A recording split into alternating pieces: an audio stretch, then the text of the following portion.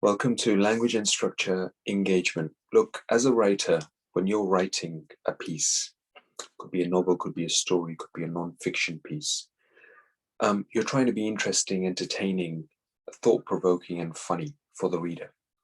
A little bit of sense of humor here and there is probably good in a way because it lightens up the mood of the person trying to read.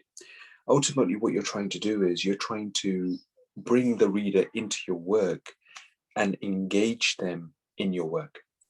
If you don't engage the reader, then they will be put off, and it's unlikely that they're probably going to carry on reading.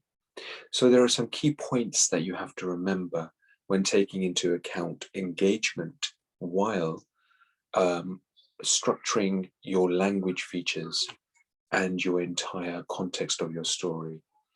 And they are, first of all, focus. So it's all about engagement, and it's all about entertainment, and it's all about being thought-provoking, getting them to think about what you're writing.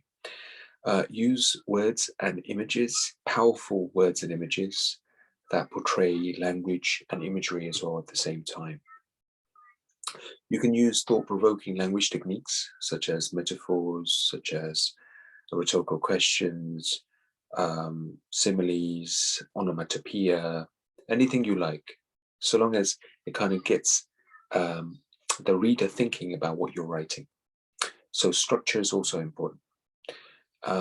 Also, you can write in formal or informal language. You can also write according to what the reader's background is. So if it's young people who are looking for advice, then probably good to maybe write in an informal language, something that they can actually relate to.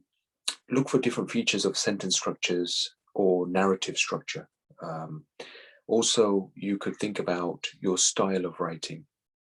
You can build up an image, for example, in the reader's mind about a character, a personality, or an ornament, or even a fruit, for example.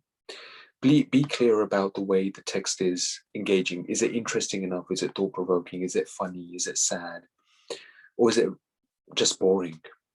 Analyze how specific features of language and structure create those engaging effects, and separate your different language features rather than jumbling them up all together. And please do take these points into account when you're planning your language and structure in your writing, because what you're trying to do is you're trying to draw the attention of the reader into your work, and that's called engagement. Good luck with the rest of this task. Thank you.